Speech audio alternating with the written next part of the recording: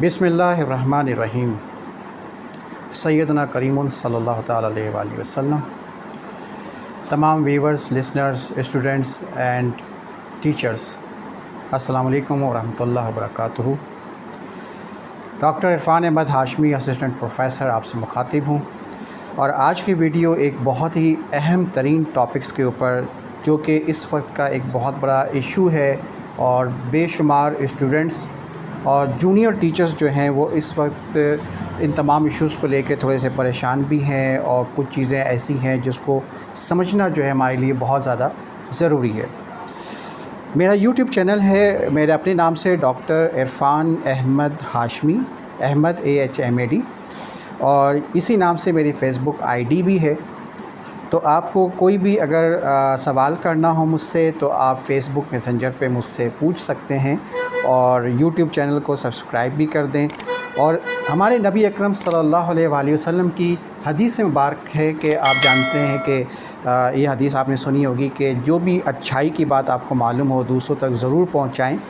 तो मेरा भी मशवरा होगा कि मैं ये वीडियो सिर्फ़ अपने स्टूडेंट्स के लिए नहीं बल्कि पूरे पाकिस्तान के जितने भी स्टूडेंट्स इस वक्त नेशनल MD-CAT की प्रिपरेशन कर रहे हैं उन सब के लिए ये वीडियो बनाई गई है।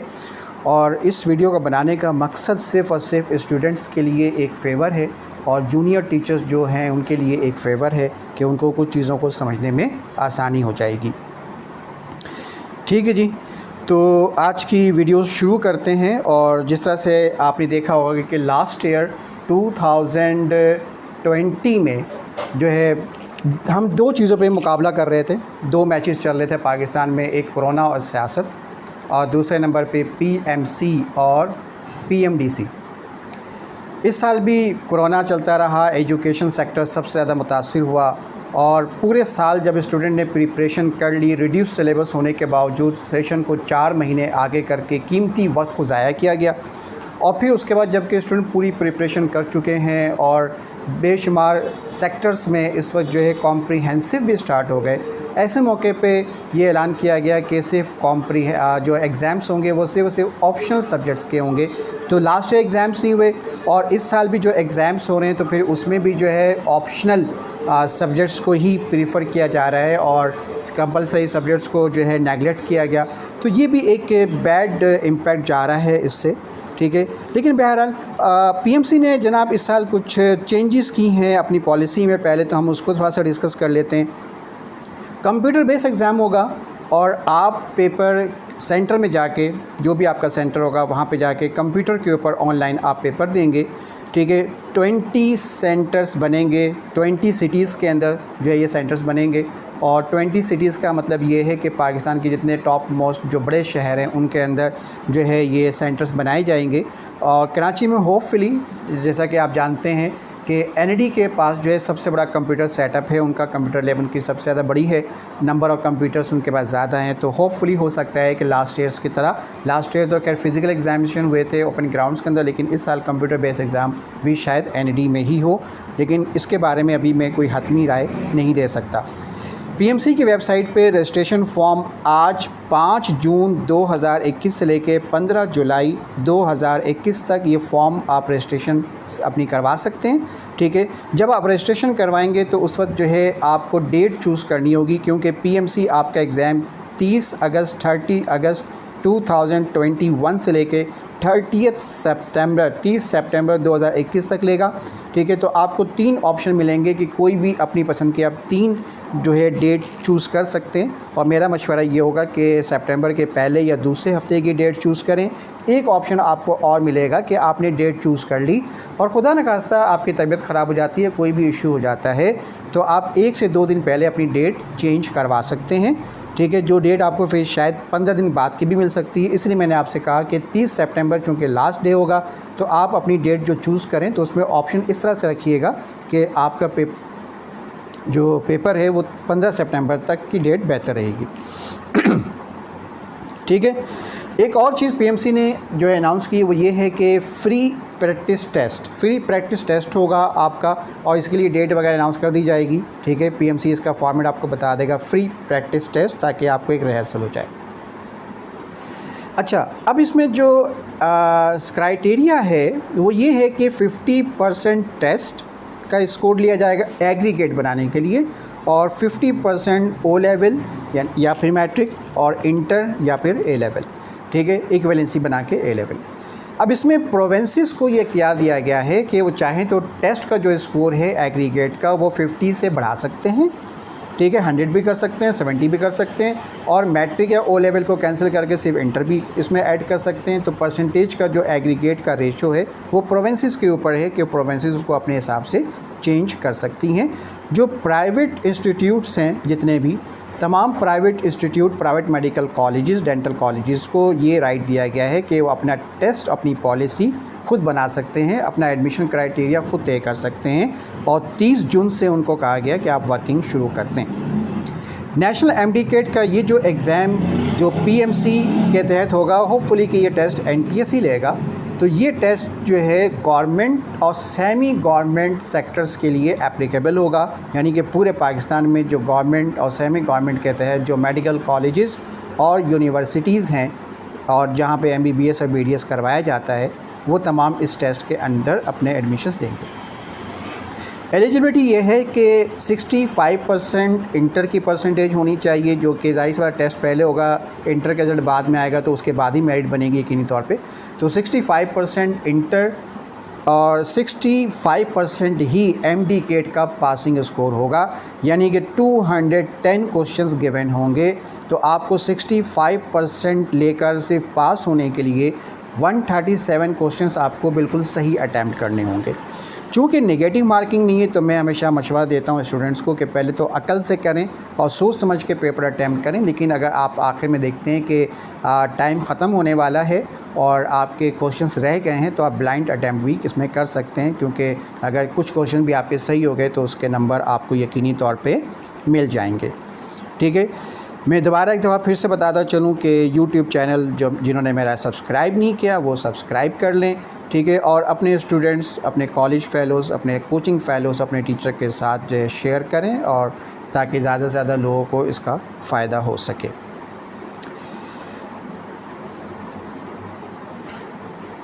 इसमें एक सवाल ये भी आ रहा है कि अगर तकरीबन 1 महीने तक ये एग्ज़ाम चलेंगे, तो ज़ाहिर सी बात है कि एक पेपर तो नहीं होगा, एक से ज़ायद पेपर बनाए जाएंगे, क्योंकि एक पेपर स्टूडेंट दे के जब बाहर आएगा तो पेपर तो आउट हो चुका होगा। तो इसमें बहुत से जहन में ये सवालात भी हैं कि अगर पेपर इस तरह से बनता है कि अगर 30 दिन पेपर होते हैं और सपोज़ करेंगे 30 पेपर बनते हैं, तो ज़ाहिर सी बात है कि कुछ पेपर जो हैं वो स्टूडेंट्स के लिए इजी होंगे और कुछ ऐसे होंगे जो शायद स्टूडेंट्स को मुश्किल लग रहे हों। पहली बात तो ये देखिए, स्टूडेंट के सोचने का अंदाज़ और पेरेंट्स के सोचने का अंदाज़ डिफरेंट होता है। जो प्रोफेशनल लोग पेपर बनाते हैं उसको इक्वल ही रखते हैं, जैसा कि आगे मैं आपको सिलेबस में भी समझा दूंगा कि उसमें कितने इजी और कितने हार्ड क्वेश्चंस होंगे, ठीक है। तो आमतौर पर पेपर इक्वल ही होगा, लेकिन बिल्कुल 100% तो इक्वल हो ये तो ज़रूरी नहीं है। तो बहरहाल ये क्वेश्चन मार्क है, और देखें इस पर पीएमसी क्या डिसाइड करती है।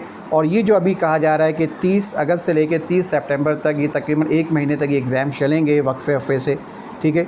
तो ये भी डिपेंड करता है कि अगर पाकिस्तान में इंशाल्लाह होपफुली अगर कोरोना की सिचुएशन सही हो जाती है तो हो सकता है कि इस पॉलिसी में भी वक्त के साथ कोई तब्दीली हो।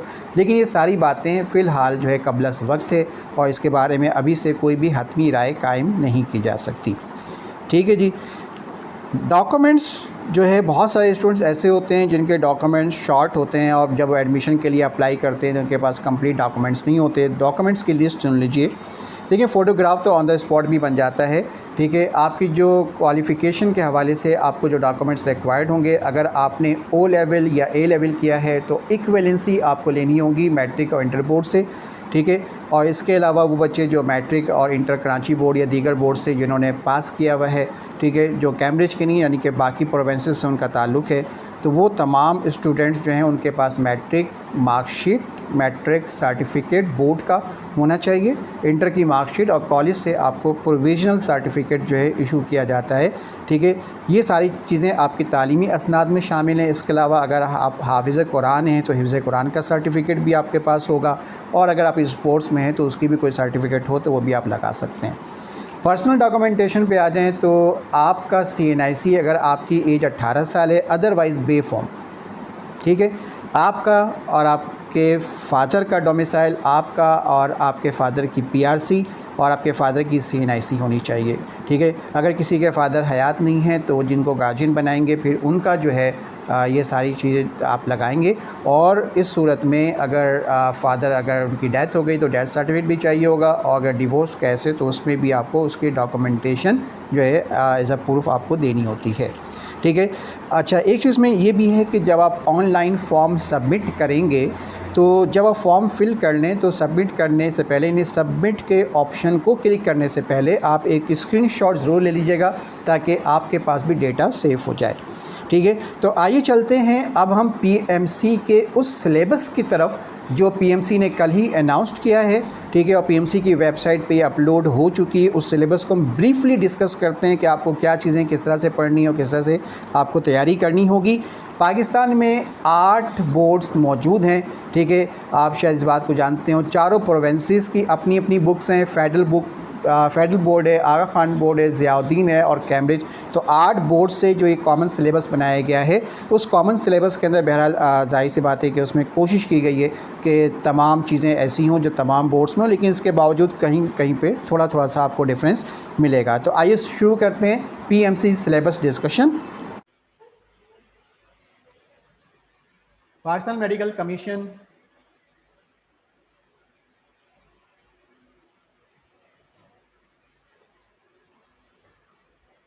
Medical and dental college admission test MDCAT, जो पूरे पाकिस्तान में नेशनल एमडीकेट के नाम से अब पिछले सालों से लिया जा रहा है।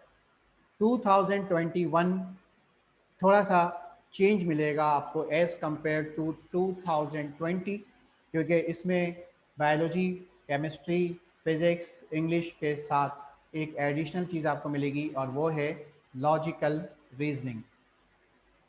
चूँकि मैं बायोलॉजी टीच करता हूँ तो मैं बायोलॉजी के ऊपर ज़्यादा फोकस करूँगा। केमिस्ट्री, फिज़िक्स के लिए, इंग्लिश के लिए आपके टीचर्स आपको गाइड करेंगे। लॉजिकल रीजनिंग जनरल नॉलेज और डिफरेंट चीज़ों पे बेस करती है, इंग्लिश ग्रामर पे बेस करती है। ठीक है, करंट अफेयर्स और इंफॉर्मेशन पे बेस करती है, और इसमें कुछ लॉजिकल चीज़ें होती हैं जिसको इस तरह की एग्जाम्पल दे के पूछा जाएगा, और ये भी आपको इंग्लिश के टीचर्स ही करवाएंगे। ठीक है, अब आगे चलें तो टेबल ऑफ कंटेंट्स आपको मिलता है। ये इनकी जो थोड़ी सी एक बुकलेट कह लें जो इन्होंने बनाई है, ये उसका इंडेक्स है। तो हम आगे चलेंगे।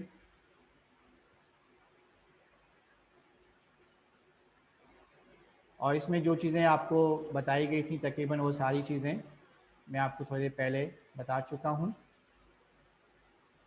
अब यहाँ से देखें, total number of MCQs 210। Duration पिछले सालों में 2.5 घंटे थी, इस ड्यूरेशन को बढ़ाया गया है और अब ये ड्यूरेशन जो है 3.5 घंटे हो गई है। फॉर्मेट होगा कंप्यूटर बेस्ड MCQs, यानी कि आप कंप्यूटर के ऊपर इस पेपर को सॉल्व करेंगे। और होपफुली, अभी कंफर्म नहीं है, लेकिन होपफुली कराची में सबसे बड़ा जो सेंटर होगा, एक हो या एक से ज़ायद हो, वो NAD यूनिवर्सिटी हो सकता है, क्योंकि उनके पास एक बहुत बड़ी कंप्यूटर लैब है और नंबर ऑफ कंप्यूटर उनके पास बहुत ज़्यादा हैं। तो उम्मीद है कि यहाँ पे हो, लेकिन अभी इसके बारे में कोई हतमी राय मैं नहीं दे सकता। मिनिमम पासिंग मार्क, जी हाँ, MDCAT के अंदर आपके पासिंग मार्क्स जो हैं वो मिनिमम है 65%, यानी कि 210 में से 137 137 क्वेश्चंस आपके सही होने चाहिए। No negative marking. No negative marking का मतलब ये हुआ कि आपको पूरा पेपर करना है, लेकिन तुक्के लगाने से थोड़ा सा परहेज कीजिएगा। शुरू में तो कोशिश करें कि आप सारे क्वेश्चंस खुद से अटेम्प्ट करें। ठीक है, और जब आखिर में आप देखें कि अब थोड़ा सा टाइम रह गया और अब आपको याद नहीं आ रहा बाकी चीज़ों के बारे में, तो फिर उसको भी अटेम्प्ट कर लें, छोड़िएगा कुछ भी नहीं। ठीक है, और एंड में जाके जो है मैं आपको थोड़ा सा टाइम मैनेजमेंट भी आपको समझा दूंगा कि आप अपना टाइम किस तरह से मैनेज करेंगे, क्योंकि time management is very important.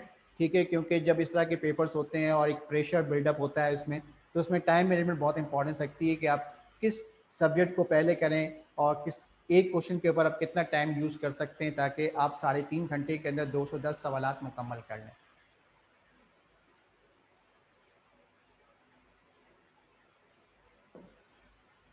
ठीक है, तो इस दफ़ा जो है टाइम और क्वेश्चंस के जो ड्यूरेशंस हैं उसको बिल्कुल इक्वल रखा गया है कि 210 मिनट के अंदर 210 सवाल करने, जबकि पिछले साल आपने देखा होगा कि पिछले साल मामला डिफरेंट था कि पिछले साल आपको 150 मिनट में 200 सवाल करने थे।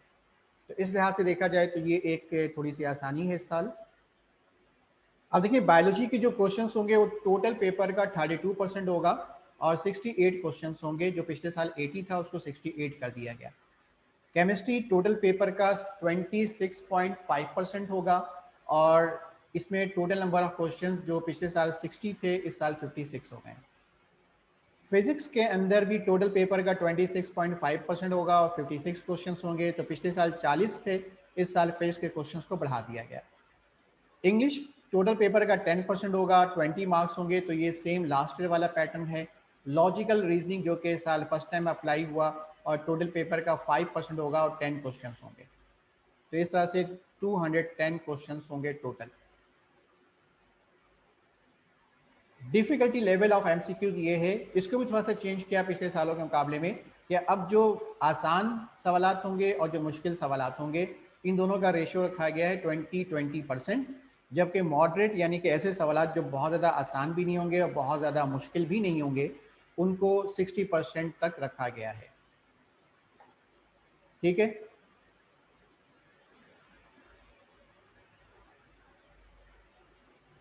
अब आगे चलें तो यहाँ से बायोलॉजी की डिस्कशन स्टार्ट हो जाती हैं। ठीक है, अब इसमें ये सारे चैप्टर्स हैं 1 से लेकर 13 तक, लेकिन ये चैप्टर बिल्कुल सेम टेली नहीं करेंगे जिस तरह से बुक के चैप्टर्स हैं, क्योंकि इन्होंने कुछ चीज़ों को कंबाइन किया हुआ है। पहला चैप्टर है biodiversity, A cellular life, variety of life, दूसरा बायो एनर्जेटिक्स, तीसरा बायोलॉजिकल मॉलिक्यूल, चौथा चैप्टर है सेल स्ट्रक्चर एंड फंक्शंस, पांचवा है coordination and control, nervous and chemical coordination, number 6 पे है diversity among the animals, number 7 enzymes, number 8 evolution, number 9 life process in animals and plants, जिसमें nutrition, gases exchange और transport के topics होंगे, prokaryotes, और फिर उसके बाद रिप्रोडक्शन और फिर सपोर्ट एंड मूवमेंट, और आखिरी चैप्टर होगा वेरिएशन एंड जेनेटिक्स यानी कि इनहेरिटेंस। तो इस तरह से 13 चैप्टर्स का ये सिलेबस बनाया गया, लेकिन ओवरऑल ये आप देखें तो मोर देन 13 चैप्टर्स हैं, क्योंकि बहुत सारे चैप्टर्स जो हैं इसमें कंबाइंड किए गए हैं।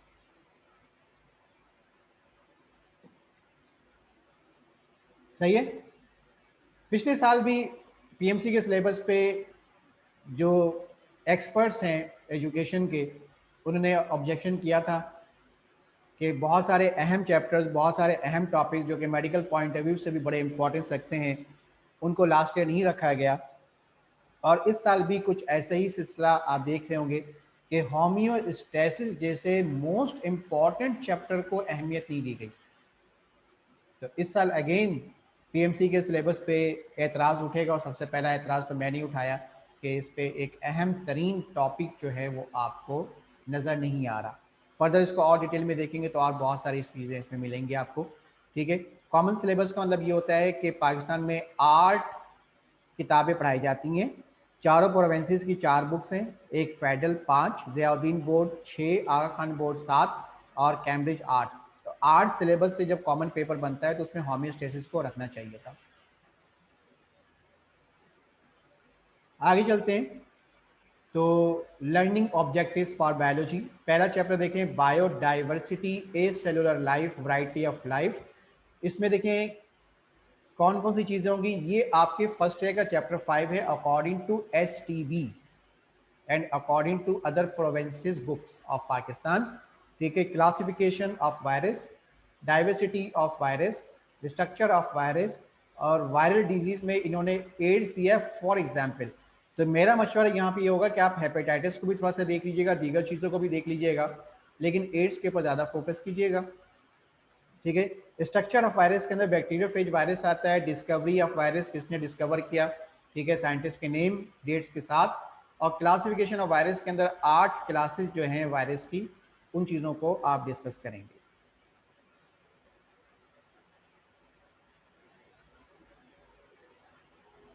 ठीक है, दूसरे चैप्टर पे आते हैं बायो एनर्जेटिक्स। प्रोवेंसीज की जो बुक्स हैं चारों प्रोवेंसीज की और फेडरल की, उसमें ये है चैप्टर नंबर 11 फर्स्ट ईयर। इससे पहले वाला था चैप्टर 5 फर्स्ट ईयर और ये है चैप्टर 11 फर्स्ट ईयर। अब देखें इसमें दो टॉपिक्स हैं आपके चैप्टर में बेसिकली, एक फोटोसिंथेसिस है और एक रेस्पिरेशन है। इनकी साइकिल्स हैं, इनके कुछ टॉपिक्स हैं। रेस्पिरेशन के हवाले से देखें इन्होंने लिखा एन एरोबिक रेस्पिरेशन, ठीक है। उसके बाद इलेक्ट्रॉन ट्रांसपोर्ट चेन, ग्लाइकोलाइसिस, इसकी पूरी साइकिल है, ठीक है। आगे लिखा हुआ है ग्लाइकोलाइटिक पाथवे। और एरोबिक रेस्पिरेशन की जब हम बात करते हैं तो उसमें क्रैब साइकिल का जिक्र आता है, तो इसमें क्रैब साइकिल को भी आपको डिस्कस करना होगा, यानी कि एरोबिक रेस्पिरेशन की equation, anaerobic respiration, glycolysis, ठीक है, दोनों साइकिल्स, और एन एरोबिक और एरोबिक की जो रिएक्शंस हैं जो उसमें एनर्जी बनती है, ये सारी चीज़ें आपको मालूम होनी चाहिए। फिर उसके बाद नीचे देखें light dependent and light independent phases reaction, ठीक है। ये फोटोसिंथेसिस के टॉपिक्स हैं, लाइट रिएक्शन और डार्क रिएक्शन, यानी कि बेंसन कैल्विन साइकिल है डार्क रिएक्शन, और लाइट रिएक्शन की दो किस्म के होते हैं, साइक्लिक और नॉन साइक्लिक। फिर इसमें फोटोसिंथेसिस की डेफिनेशन है, इक्वेशन है, ठीक है। फिर प्रोडक्शन ऑफ एटीपी किस तरह से होती है, कहाँ होती है, ठीक है, और किस तरह से ये एनर्जी प्रोवाइड कर रहा होता है, ठीक है। फिर रोल ऑफ सनलाइट फोटोसिंथेसिस में क्या होता है, वाटर का रोल क्या होता है, कार्बन डाइऑक्साइड का रोल क्या होता है, कौन से फैक्टर्स होते हैं जो फोटोसिंथेसिस को स्लो या फास्ट कर सकते हैं, ठीक है। ये सारी चीज़ें। और दरमियान में एक हेडिंग आपने देखी यहाँ पे नंबर 5 पे, उसमें जिक्र था ऑक्सीडेटिव फॉस्फोराइलेशन, जो कि रेस्पिरेशन के अंदर जो एटीपी बनता है उसको कहते हैं ऑक्सीडेटिव फॉस्फोराइलेशन, और जो फोटोसिंथेसिस में होता है उसको कहते हैं फोटोसिंथेटिक फॉस्फोराइलेशन।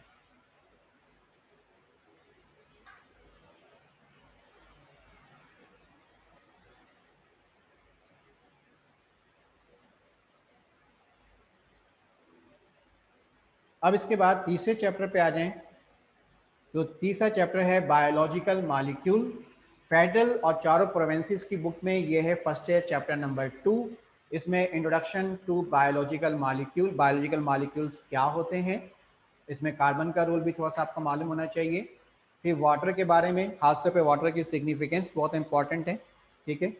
कार्बोहाइड्रेट्स की जब हम बात करेंगे तो फिर कार्बोहाइड्रेट की डेफिनेशन, उसका फंक्शन, उसकी इम्पोर्टेंस, और फिर कार्बोहाइड्रेट की तमाम क्लासेस, फिर कार्बोहाइड्रेट का स्ट्रक्चर, ग्लाइकोसाइडिक बॉन्ड, 1,4 लिंकेज, ये आपको मालूम होना चाहिए। अगर हम प्रोटीन के हवाले से बात करें तो प्रोटीन की डेफिनेशन, प्रोटीन का structure, primary secondary tertiary quaternary, protein की थोड़ी बहुत क्लासिफिकेशन आपको मालूम होनी चाहिए। और इसके अलावा एमाइनो एसिड्स क्या होते हैं, अमाइनो एसिड्स की टाइप्स क्या होती हैं, पेप्टाइड बॉन्ड कैसे बनता है, पेप्टाइड रिएक्शंस क्या होते हैं, ठीक है। ये सारी चीज़ें आपको मालूम होनी चाहिए। अगर हम लिपिड्स की बात करें तो लिपिड्स की डेफिनेशन, लिपिड्स का फंक्शन, इंपॉर्टेंट लिपिड्स कौन कौन से हैं आपके कोर्स में, क्लासिफिकेशन, ये सारी चीज़ें। कॉन्जुगेटेड मॉलिक्यूल्स आपके कोर्स में 4 हैं, लेकिन मैं कहूँगा कि चारों ही करें, लेकिन इन्होंने हाईलाइट किया है ओनली ग्लाइकोलिपिड्स एंड ग्लाइकोप्रोटीन, लेकिन फॉर सेफ साइड ज़रूरी है कि 4 हैं तो आप चारों ही कर लें, ठीक है। So these are all about the biological molecule. अब इसमें जो न्यूक्लिक एसिड का एक टॉपिक आता है, ठीक है, न्यूक्लिक एसिड। अब देखें यहाँ तो इन्होंने इसका जिक्र नहीं किया, लेकिन नीचे आप देखें जो लर्निंग ऑब्जेक्टिव है उसमें देखें लिखा हुआ give an account of RNA, ठीक है। इसका एक जिक्र आपको यहाँ पे नजर आ रहा है, ठीक है। इस तरह से वाटर के टॉपिक में कुछ किताबों में पोलैरिटी का जिक्र नहीं है, ठीक है। तो ये पोलैरिटी का जिक्र भी, डेंसिटी वगैरह, आयनाइजेशन, ये थोड़ा सा हर किताब में आपको नहीं मिलेगा, तो इसको थोड़ा सा आपने फेडरल की बुक से देखना होगा, सही है। बाकी इसके अलावा जो थोड़ा सा लर्निंग ऑब्जेक्टिव के अंदर हमें जो चीज़ें नज़र आ रही डिफरेंट, अल्कोहल और ईस्टर जो है थोड़ा सा फोकस कीजिएगा फेडरल की बुक से भी। और आरएनए की टाइप्स, आरएनए क्या करता है, तो ये टॉपिक जो है ना आपका यहाँ से भी कवर हो सकता है, लेकिन इसको मेरा मशवरा ये होगा कि इसको सेकेंड या चैप्टर 6 से इसको कवर कर लें, तो वहाँ से भी इजीली कवर हो जाता है। अगर आपको इस चैप्टर में न्यूक्लिक एसिड पढ़ना ही है तो सिर्फ इसमें जो है आप टाइप्स ऑफ न्यूक्लियोटाइड पढ़ लें, इनफ होगा आपके लिए, ठीक है। So these are all about the biological molecule. Now the next chapter is cell structure and function. All Provensis and federal की बुक में ये है फर्स्ट ईयर चैप्टर नंबर 4। अब इसमें सेल का स्ट्रक्चर है तो सेल वॉल के बारे में पूरा पढ़ना है आपने, साइटोप्लाज्म और न्यूक्लियस। न्यूक्लियस के ऑर्गेनल्स 4 होते हैं, साइटोप्लाज्म के सारे ऑर्गेनल्स कर लें तो बेहतर है। इन्होंने फोकस किया endoplasm, reticulum, mitochondria, Golgi apparatus, lysosome, plastids और क्लोरोप्लास्ट, वैक्यूल्स। ठीक है, चंद एक बाकी बच गई तो उसमें मेरा मशवरा होगा कि आप कर लें उसको भी, साइटोस्केलेटन भी देख लीजिए। Difference between prokaryotic and eukaryotic cell, ठीक है, ये भी आपके लिए इंपॉर्टेंस रखता है। ठीक है, और फ्लूइड मोजाइक मॉडल, देखिए सेल मेम्ब्रेन का जिक्र ऊपर नहीं मिला, ऊपर सेल वाल था, लेकिन जब नीचे आप आए तो फ्लूइड मोजाइक मॉडल, तो फिर इस मतलब ये कि आपको सेल मेम्ब्रेन भी कंप्लीट पढ़ना है। एक नज़र लर्निंग ऑब्जेक्टिव पे भी डाल लेते हैं।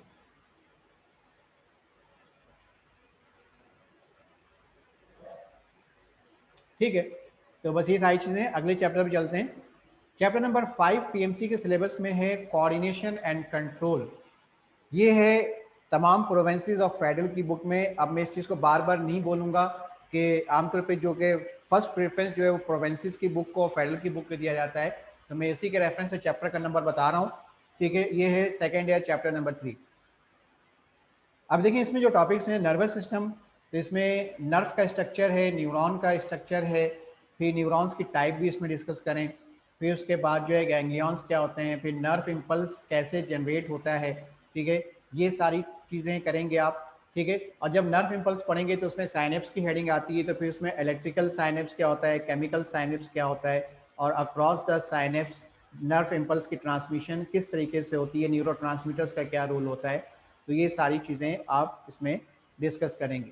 ठीक है, फिर इसी में थोड़ा सा नीचे की तरफ आ जाएं तो नंबर 8 पे लिखा हुआ parts of the brain with their main functions, यानी ह्यूमन ब्रेन को आपने जो है कंप्लीट करना है। फिर सीएनएस के अंदर स्पाइनल कॉर्ड का भी जिक्र हमें मिल जाता है, तो स्पाइनल कॉर्ड है, स्पाइनल नर्व्स हैं, ब्रेन का जिक्र करेंगे तो उसमें क्रेनियल नर्व्स हैं।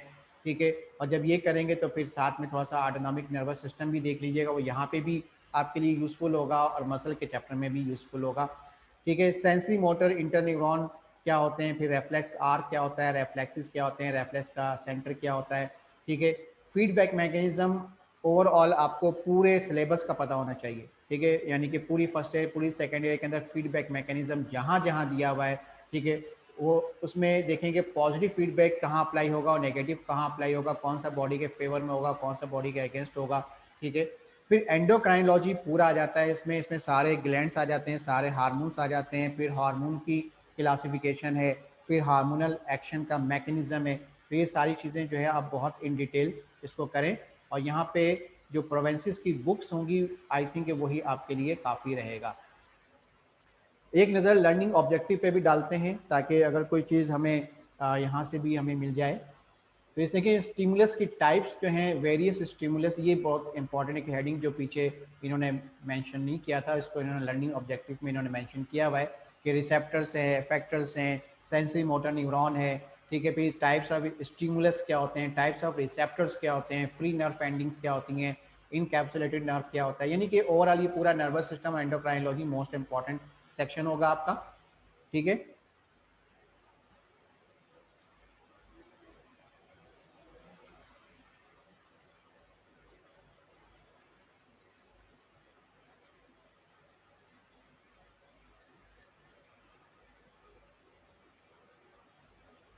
अब आगे चलें तो चैप्टर नंबर 6 आ जाता है, और ये चैप्टर है डाइवर्सिटी अमंग द एनिमल्स, जिसको हम कहते हैं किंगडम एनिमेलिया, जो कि है चैप्टर नंबर 10 फर्स्ट ईयर।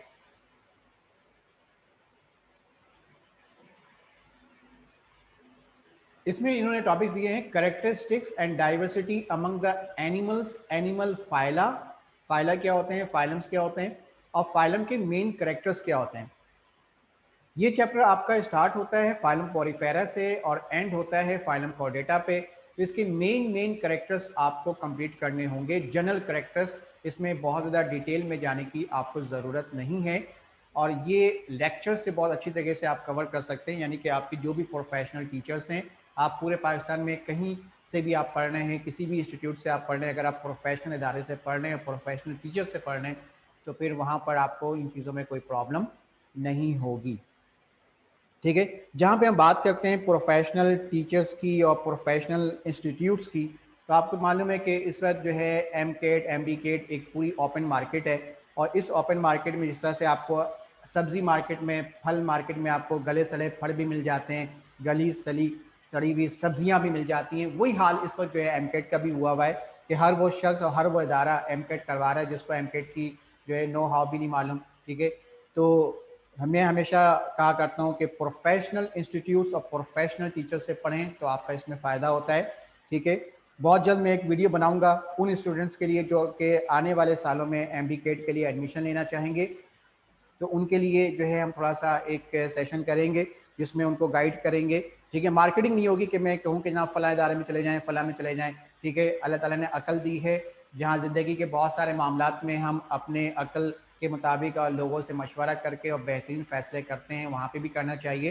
ठीक है, बहुत सारे इदारे जो कि एक ब्रांड बन चुके हैं, ठीक है, और लोग उनके पीछे भाग रहे होते हैं कि यहाँ से पोजीशन आ रही होती है, उनकी पोजीशन के पीछे उनके उन बच्चों का हाथ होता है जो कि पूरे शहर के टॉपर्स होते हैं, पोजीशन होल्डर्स होते हैं, 90s 80s में उनकी परसेंटेज होती है, हम उनको तो देख रहे होते हैं, लेकिन उसी इंस्टीट्यूट में वो बच्चे भी पढ़ रहे होते हैं जो 85+ % इंटर के होते हैं और उनका एमडी केट भी क्लियर नहीं होता।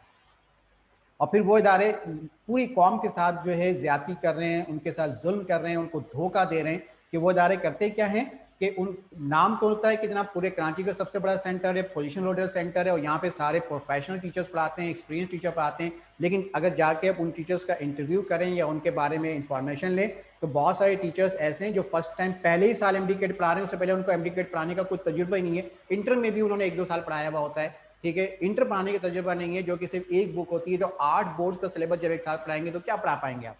ठीक है, वो रात को लेक्चर रट्टा लगाते हैं, सुबह जाकर सुना देते हैं और लोग ब्रांड के पीछे भाग रहे होते हैं और उनको लगता है जनाब कि ये तो बहुत बड़ा एक जो है आइकॉन है शहर कराची का या दीगर शहरों में, और हम वहाँ जाके एडमिशन लेंगे और सब कुछ सही हो जाएगा। लेकिन जब एडमिशन लेके पढ़ते हैं तो उनको अंदाजा होता है कि यहाँ तो जूनियर टीचर्स पढ़ा रहे हैं, कौम को धोखा दिया जा रहा है। ठीक है, वो टीचर्स पढ़ा रहे हैं जिनको एमकेट पढ़ाने का कोई तजुर्बा नहीं है। ठीक है, जो इससे पहले कोचिंग सेंटर में फेल हो गए, जो इससे पहले कॉलेजेस में फेल हो गए, वो टीचर्स पढ़ा रहे हैं और सीनियर टीचर को वो इसलिए हायर नहीं करते या उनके साथ ऐसे मामला कर देते हैं कि वो खुद छोड़ के चले जाते हैं, क्योंकि उनकी सैलरी लाखों में चली जाती है। तो वो सेंटर जो सोचता है कि चलो भाई जो पैसे आ रहे हैं करोड़ों जेब में ही आए और हम जूनियर टीचर्स को रख के उनको कम सैलरी पे जो हमसे हम काम करवाएं, हम चूँकि लोग तो हम पे भरोसा करते हैं तो उनके भरोसे का हम नाजायज़ फ़ायदा उठाएं। ठीक है, तो मैं हमेशा कहा करता हूँ कि अगर प्रोफेशनल इदारे में या प्रोफेशनल टीचर से पढ़ रहे हैं तो कभी भी आपको ये प्रॉब्लम नहीं होगी कि आपका सिलेबस रह जाए या आपको प्रॉपर गाइड ना किया जाए। तो ये जो चैप्टर 6 इस पर देख रहे हैं आप, अगर आप बुक खोल के देखें तो अब टीचर एक आम इंसान को उसमें पता ही नहीं है कि क्या पढ़ना है, क्योंकि चैप्टर बहुत बड़ा है और इंटर के सिलेबस के अंदर बहुत बड़ा चैप्टर माना जाता है फर्स्ट ईयर चैप्टर 10। लेकिन इसमें से करना क्या है, जनरल करेक्टरिस्टिक्स। अब वो जनरल करेक्टरिस्टिक्स निकालना है आपने। लर्निंग ऑब्जेक्टिव में भी देखें कहीं पे कोई डिटेल नहीं है इसकी। ठीक है, वो कैसे निकालेंगे कि बच्चों को हेल्प भी हो जाएगा, बच्चों को एक्स्ट्रा बर्डन भी ना डालें उसके ऊपर। ठीक है, तो ये प्रोफेशनल टीचर और प्रोफेशनल इंस्टीट्यूट्स का काम है। लोकल टीचर, जूनियर इदारे या सीनियर इदारे और ब्रांडेड सेंटर्स ऑफ एप्टीट्यूड, ठीक है, उनके अंदर पढ़ाने वाले जूनियर टीचर से काम नहीं कर सकते। ठीक है, तो हमें अपनी आंखें खुली रखनी चाहिए और आने वाले दौर में जब अपने बहन भाइयों के लिए, जब अपने दोस्त अहबाब के लिए जब उनको मशवरे दें कि एमडी केट के लिए कौन सा इदारा बेहतर है, तो फिर हमें इन चीज़ों पे भी फोकस करना पड़ेगा फ्यूचर में। आगे नंबर 7 चैप्टर है एंजाइम, और एंजाइम्स जो है ये फर्स्ट है का चैप्टर नंबर 3 है। ये बहुत छोटा चैप्टर है, मेरा मशवरा होगा कि इस चैप्टर को पूरा पढ़ें। यहाँ से लॉजिकल क्वेश्चंस आते हैं, ठीक है, और इसके लिए आपके कॉन्सेप्ट्स क्लियर होने चाहिए। एंजाइम की डेफिनेशन है, कैरेक्टरिस्टिक्स हैं, प्रॉपर्टीज़ हैं। ठीक है, फिर एंजाइम की फॉर्मेशन कहाँ होती है, कितने टाइप्स के होते हैं, क्लासिफिकेशन क्या होती है, मैकेनिज्म ऑफ एक्शन क्या होता है, कौन कौन से फैक्टर्स उस पर अफेक्ट करते हैं। ठीक है, इनिबिशन है तो फिर इनिबिशन की टाइप्स हैं। ठीक है, तो ये सारी चीज़ें आपको फिर इसमें मैकेनिज्म ऑफ एक्शन के अंदर की लॉग थ्योरी क्या होता है, इंड्यूस्ड मॉडल क्या होता है, ठीक है, और एंजाइम सबस्ट्रेट कॉम्प्लेक्स कैसे बनता है, ये सारी चीज़ें आपको बहुत अच्छी तरह से मालूम होनी चाहिए।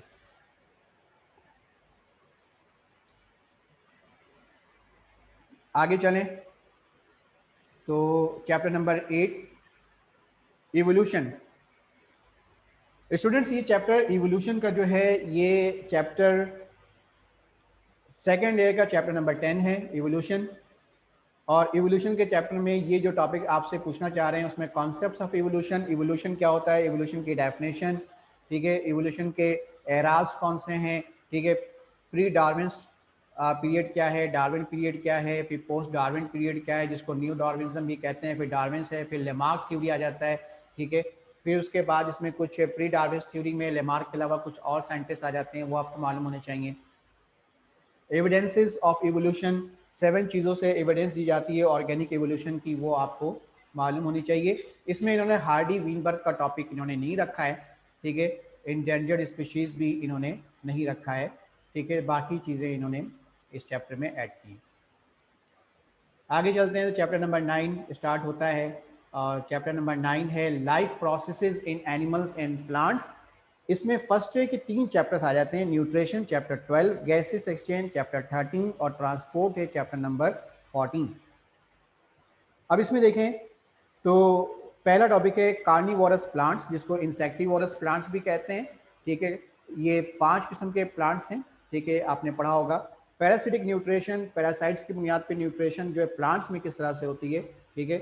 और इसमें स्पेशली फोकस किया गया pitcher plant, Venus fly trap, sundew.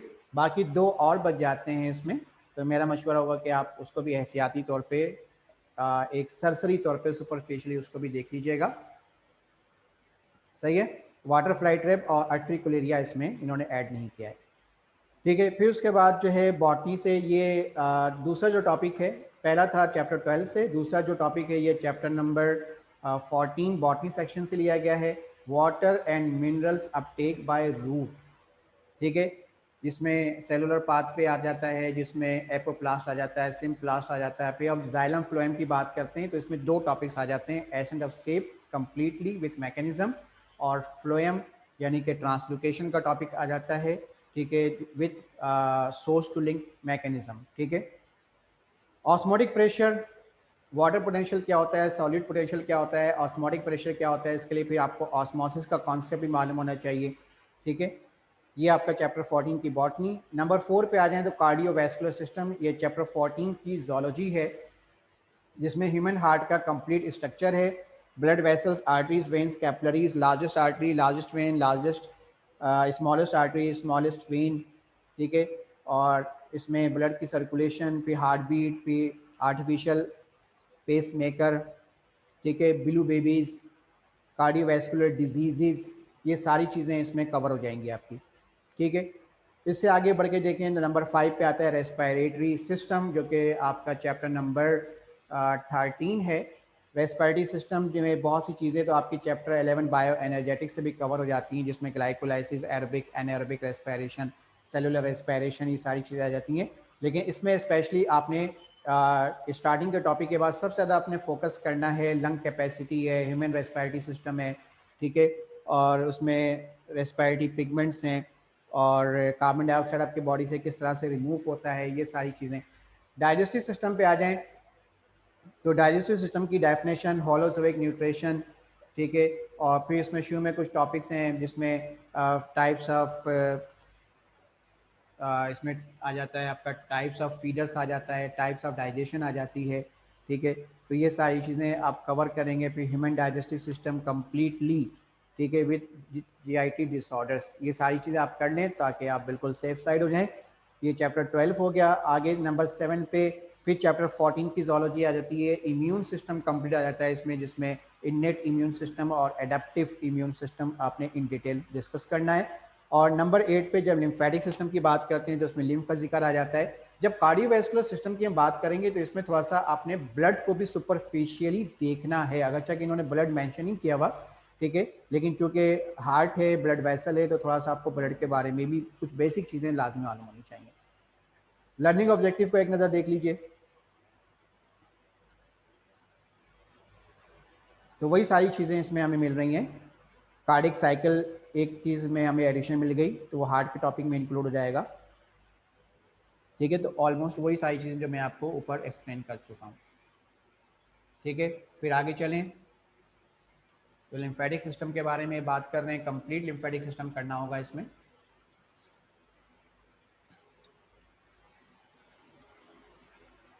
फिर इस तरह से जब रेस्पिरेटरी सिस्टम पढ़ेंगे तो उसमें सरफेक्टेंट क्या होता है, ठीक है, और आपका सरफेस किस तरह से मॉइस्ट होता है, ये सारी चीज़ें भी आप डिस्कस करेंगे।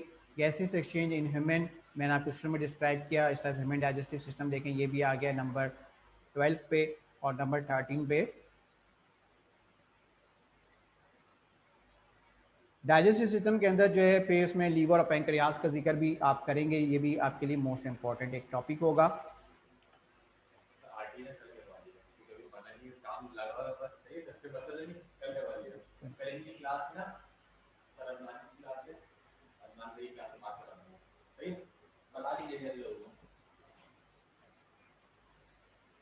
नंबर 10 पे आपका जो चैप्टर है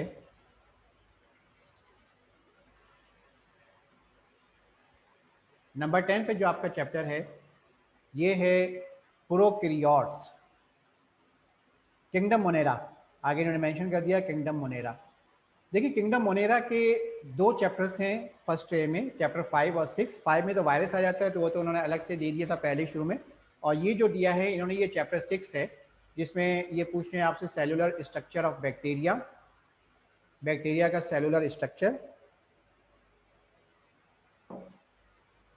बैक्टीरिया का सेलुलर स्ट्रक्चर जिसमें बैसिलाई बैक्टीरिया, फिर शेप एंड साइज जिसमें कोकाई, बैसिलाई, स्पेलाई, विब्रियोकोमा वगैरह सारी चीज़ें आ जाती हैं, ठीक है। और फिर बैक्टीरियल कंट्रोल और उसके इंपॉर्टेंस यानी कि सिग्निफिकेंस, सिग्निफिकेंस में भी याद रखो कि दोनों चीज़ें बतानी होती हैं, पॉजिटिव भी और नेगेटिव, दोनों एस्पेक्ट से आप उसको डिस्कस करेंगे, ठीक है।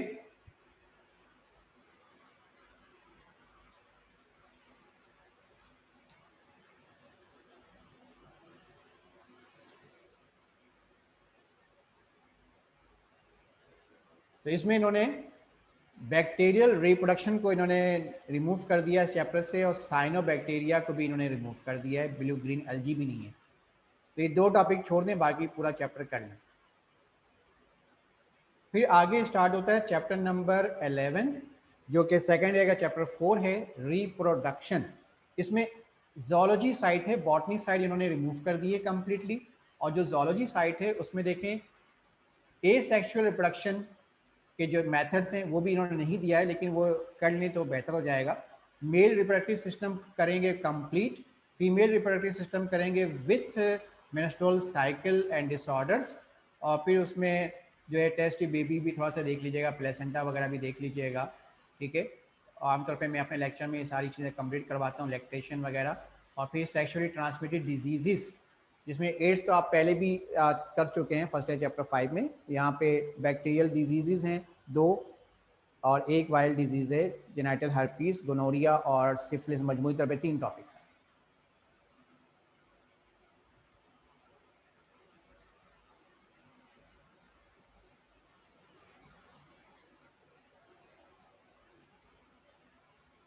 नंबर 12 पे आता है support and movement, support and movement जो सेकेंड ईयर चैप्टर 2 है।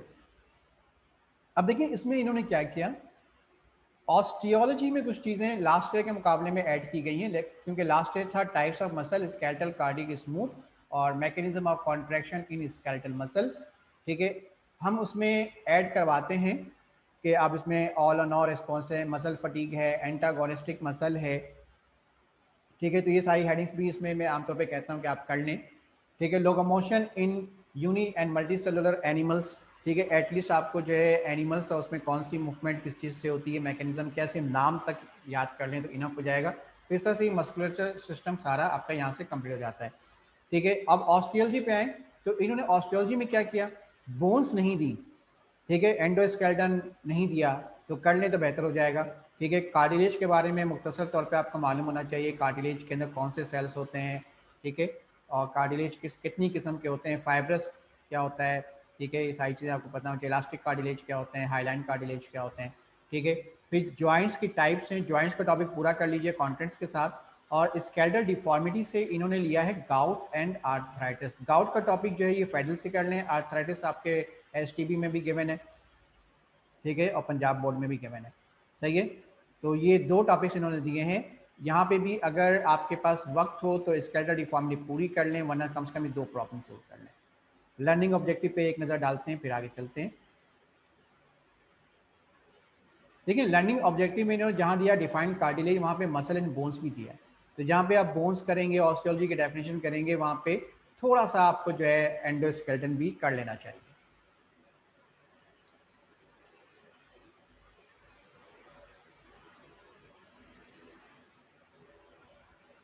उसके बाद नंबर 13 पे जो चैप्टर आ रहा है ये है variation and genetics in inheritance. ये सेकेंड ईयर चैप्टर 8 है जेनेटिक्स का। Mendel's law of inheritance.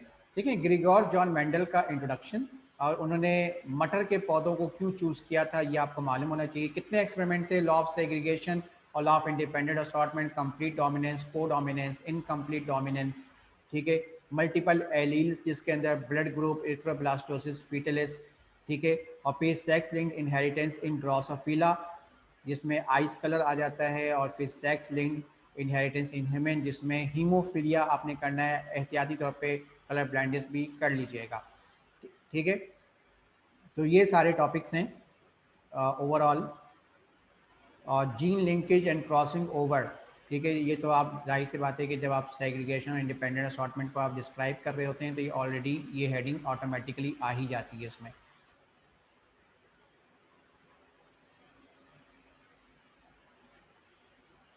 तो इसमें से भी कुछ छोटी छोटी सी जो माइनर हेडिंग्स थी, जैसे जीन पूल है, पॉलीजीनिक इनहेरिटेंस है, पिलियोट्रॉपी है, एपिस्टेक्सिस है।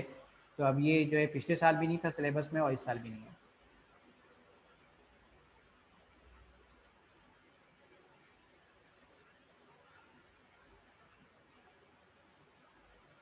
सो ये आपका 13 चैप्टर था लास्ट, ठीक है। तो ये है ओवरऑल सिलेबस जो कि आपको पीएमसी ने दिया है 2021 के लिए। और मैंने जिस तरह से आपसे शुरू में भी कहा था कि इसमें सारी चीज़ें इस तरह से आप करेंगे। अब यहाँ पे दो बातें मुख्तसर तौर पर से मैं आपसे डिस्कस कर लूँ कि लास्ट ईयर जो पीएमसी का सिलेबस आया था उसमें सेल साइकिल इंक्लूड नहीं था, लेकिन पेपर में आ गया था। तो सेल साइकिल अल्हम्दुलिल्लाह इस साल मैंने भी जहाँ जहाँ पढ़ाया मैंने सेल साइकिल भी करवाया, ठीक है, इसी चीज़ को देखते हुए कि पिछले सालों में उन्होंने पूछा है, ठीक है। और फिर इस तरह से होम्योस्टेसिस में कम से कम आपको ह्यूमन स्क्रिटी सिस्टम थोड़ा बहुत जो है आना चाहिए। पिछले साल पीएमसी के सिलेबस में होम्योस्टेसिस में ह्यूमन का स्क्रिटी सिस्टम और थर्मो रेगुलेशन का टॉपिक और स्क्रिटी प्रोडक्ट का टॉपिक इन्होंने ऐड किया था। अभी 2021 में उन्होंने इसको रिमूव कर दिया है, लेकिन चूंकि सेकेंड ईयर में आप पढ़ चुके हैं तो अभी तो आपके पास टाइम है, उसको जब इंटर के एग्जाम के लिए रिपीट करें तो उसको थोड़ा सा अच्छी तरीके से कर लीजिएगा, ताकि थोड़ा सा आपके एमकेट में भी अगर इन केस अगर कोई सवाल आ जाए, उम्मीद तो नहीं है कि इस दफ़ा ऐसा होगा, लेकिन फिर भी एहतियाती तौर पे थोड़ा सा उसको भी देख लीजिएगा। सेकेंड ईयर में शुरू के 4 चैप्टर आपके इस तरह से पूरे हो जाएंगे। 5वां चैप्टर जो है ग्रोथ एंड डेवलपमेंट, वो अब बिल्कुल कट ऑफ है, ठीक है, एमकेट के सिलेबस से उसको छोड़ दीजिए। और फिर उसके बाद जो है जो आखिरी के चैप्टर्स हैं 11, 12, 13, जिसमें इकोसिस्टम और मेन एंड हिज एनवायरनमेंट, ठीक है, मेजर इकोसिस्टम, ये टॉपिक्स ये चैप्टर्स लास्ट ईयर और इस साल पीएमसी के सिलेबस में नहीं है। ये आप चाहें तो छोड़ दें, इंटर में जो मेहनत करेंगे इन केस अगर कोई सवाल आता है तो वहाँ से क्लियर हो सकता है, ठीक है। फिर इस तरीके से बायोटेक्नोलॉजी, जी हाँ, बायोटेक्नोलॉजी एक मोस्ट इंपॉर्टेंट चैप्टर, ठीक है, जिसको इस साल पीएमसी ने शामिल नहीं किया, लेकिन मैं अपने ग्रुप में जहाँ मैंने पढ़ाया है, ठीक है, वहाँ जहाँ नहीं पढ़ाया जिन ग्रुप्स में, वहाँ पे भी मैं बायोटेक्नोलॉजी को कम से कम एक क्लास में थोड़ा बहुत जो है मैं उसको एक्सप्लेन ज़रूर करूँगा, ठीक है। और आपको भी कहूँगा कि आप अगर मेरे स्टूडेंट नहीं भी हैं तो आप जहाँ भी पढ़ रहे हैं थोड़ा सा जो है बायोटेक्नोलॉजी पे एटलीस्ट डीएनए फिंगर प्रिंटिंग हो गई या आरडीएनए टेक्नोलॉजी बहुत इंपॉर्टेंट है, ठीक है, थोड़ा सा इसको ज़रूर फोकस कीजिएगा, ठीक है। टीचर्स अपने तजुर्बे की मदद से आपको बहुत सी चीज़ें गाइड करता है, हमने पिछले साल भी किया था, और अल्हम्दुलिल्लाह पिछले साल जो आउट ऑफ सिलेबस थोड़ा सा क्वेश्चन आया बायो में, मेरे स्टूडेंट्स को अल्हम्दुलिल्लाह उसमें कोई प्रॉब्लम नहीं हुई, क्योंकि वो सारी चीज़ें हम पहले ही करवा चुके थे। अब जब फर्स्ट डे पे एक क्विक रिव्यू डालें तो फर्स्ट डे के चैप्टर 1 से कोई टॉपिक अब तो इंटर में भी नहीं आता और आमतौर पे जो है अब वो एमकेट में भी नहीं आता। बाकी चैप्टर 2, 3, 4, 5, 6 इंक्लूड किया गया है, 7, 8, 9 इंक्लूड नहीं किया गया, 7, 8, 9 इंक्लूड नहीं किया गया। 7 है आपका किंगडम प्रोटोक्टिस्टा, 8 है किंगडम फंजाई। ये दो चैप्टर किसी हद तक जो है लास्ट ईयर पीएमसी के सिलेबस में तो थे, इस साल नहीं है, ठीक है। मैं चाहूँगा कम से कम जर्नलिस्टिक्स ज़रूर पढ़ लें, थोड़ा सा वक्त निकाल के, अगर टाइम मिल जाए, नहीं मिले तो छोड़ दें, वरना कम से कम इसको थोड़ा सा देख लीजिएगा। ठीक है, जनरल करेक्टरिस्टिक्स ओनली चैप्टर 7-8 से। और चैप्टर 9 में थोड़ा सा ब्रायोफाइट्स, ट्रैकियोफाइट्स का इंट्रोडक्शन और फैमिलीज के बारे में थोड़ी बहुत इंफॉर्मेशन जो है, बिल्कुल मामूली से कुछ जनरल करेक्टरिस्टिक्स ये आपको टीचर अपने तजुर्बे की मदद से क्लासेस में करवा देंगे। ठीक है, तो ये इस तरह से आपके 9 चैप्टर्स हो गए। 10वां चैप्टर इंक्लूड हो गया है, 11वां 12वां 13वां 14वां चैप्टर भी फर्स्ट ईयर का इंक्लूड हो गया। So these are all about the PMC syllabus and plus some important topics जो कि पीएमसी के सिलेबस में नहीं है लेकिन इंपॉर्टेंट हैं और किसी और रिलेशन से भी पूछे जा सकते हैं। लेकिन बहुत सी चीज़ें ऐसी होती हैं जो एक चैप्टर में नहीं होती लेकिन वो किसी दूसरे चैप्टर से जो है वो डायरेक्टली या इनडायरेक्टली जो है कहीं ना कहीं से कोई ना कोई पॉइंट बना के पूछ लिया जाता है। तो इन चीज़ों पे आपने फोकस करना है। ठीक है, अब हम इसके बाद कुछ और चीज़ों पे बात करते हैं, इसमें टाइम मैनेजमेंट और दीगर चीज़ें हैं। ठीक है,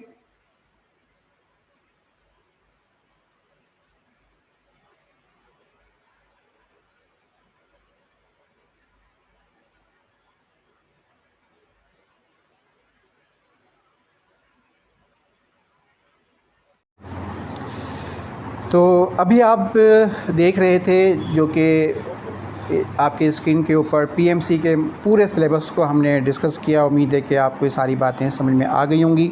अगर आपको नहीं समझ में आई तो आप मुझे फेसबुक पे मुझे ऐड कर सकते हैं, मैसेंजर के ऊपर आप मुझसे क्वेश्चंस पूछ सकते हैं। ठीक है, और अब हम आखिर में कुछ और इम्पोर्टेंट चीज़ें आपको बताते चलें।